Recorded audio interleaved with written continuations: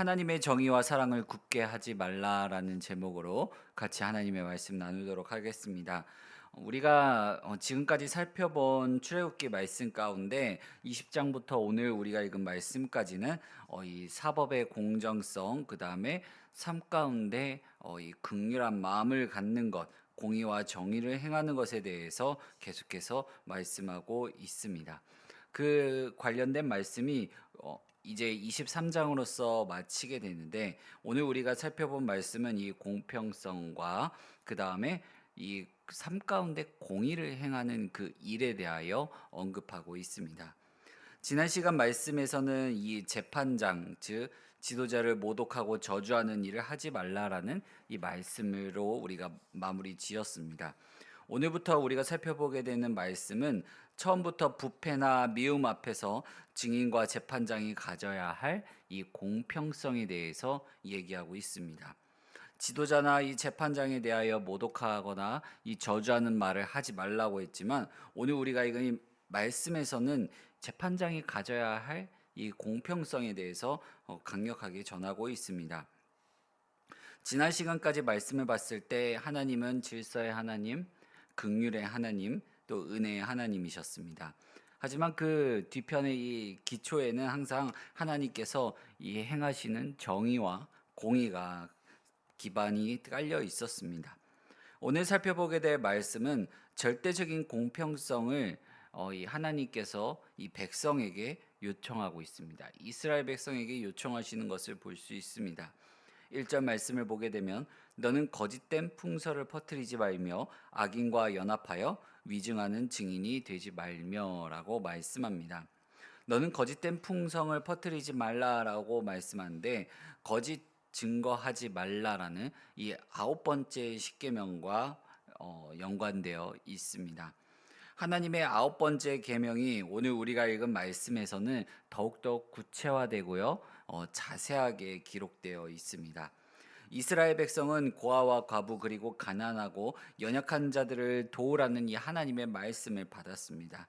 하지만 그렇다고 해서 고아와 과부 그리고 가난하고 연약한 자들이 위증하는 일을 해도 괜찮다고 전하고 있지 않습니다.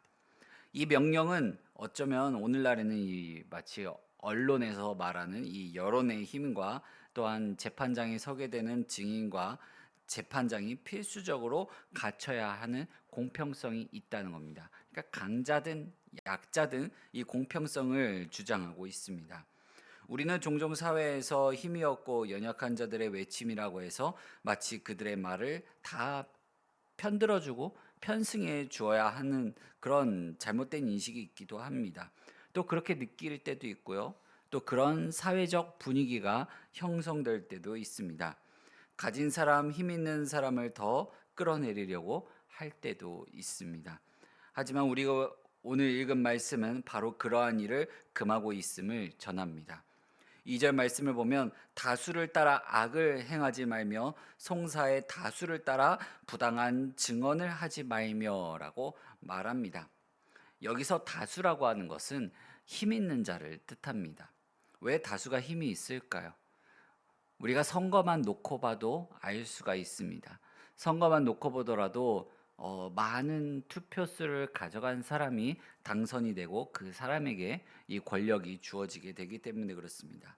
근데 그게 꼭 돈이 많고 이 힘 있는 자들을 뜻하지는 않다라는 사실을 주의해야 합니다.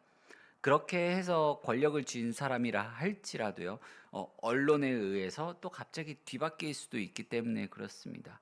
언론을 통해서 이제 흔히 여론몰이라고 하죠.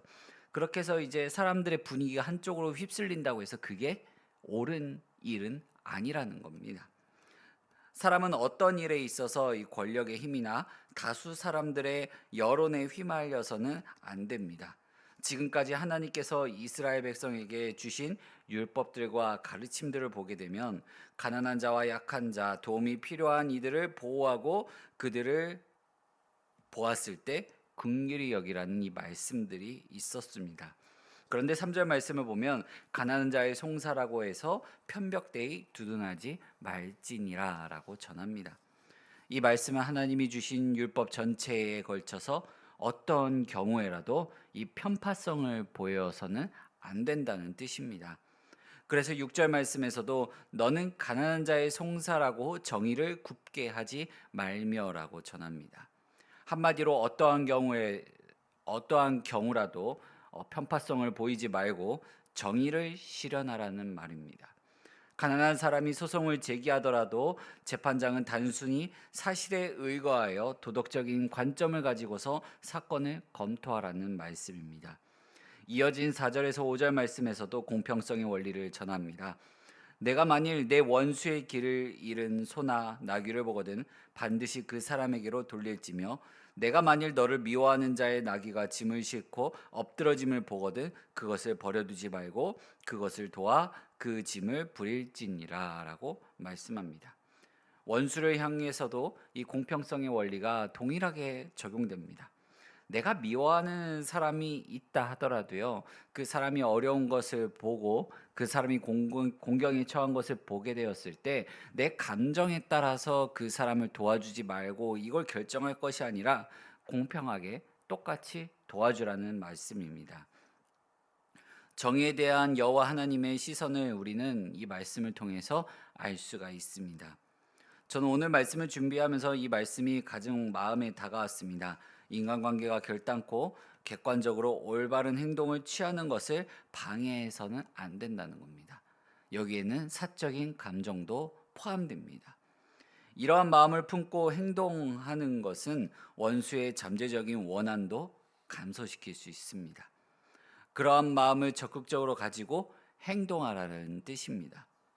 개인적인 관계를 떠나서 원수가 어려움에 처하면 그를 도와주려는 마음과 행동은 공평한 판단과 행동을 하도록 만듭니다. 6절에서 9절까지의 말씀을 보게 되면 특별히 가난한 자, 정직한 자, 이민자들에 대해서 얘기를 합니다. 여기 한 구절 한 구절을 살펴보면 모두 다 동기가 있습니다.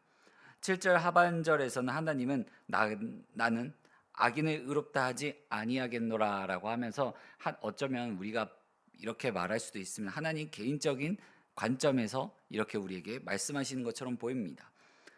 6절에서는 정의를 어둡게 하는 일에 대해서 경고하고 계시고 약자의 형편을